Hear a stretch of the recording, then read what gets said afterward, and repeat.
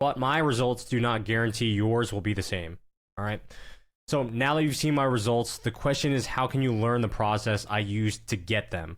We're going to break this down into a 4-step system. So firstly, we're going to go over what are the most important ICT concepts.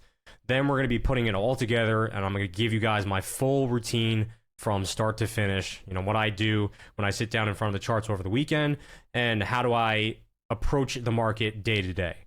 Then we're going to talk about the exact trading strategy that I use and how to find the best trades and avoid the bad ones. So let's dive right into which ICT concepts actually matter and which ones are a waste of time. The first and most important rule of ICT is to not try and use every single ICT concept. So for the purposes of your learning, I only want you guys to focus on a couple different things that have helped me tremendously without diving into all the other concepts that have been talked about online. And what I'm going to talk about is liquidity. So whether that's internal range liquidity versus external range liquidity, and then inefficiency. So fair value gaps or volume imbalances.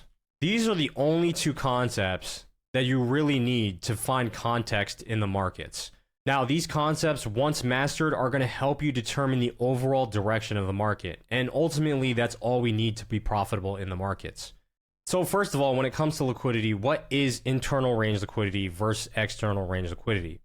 So just as a reference, if we have a specific range, okay, the outermost boundaries of that range, we have swing lows and swing highs.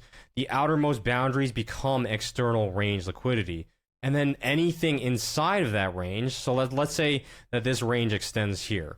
Anything that lands inside of this high and this low is now internal range liquidity.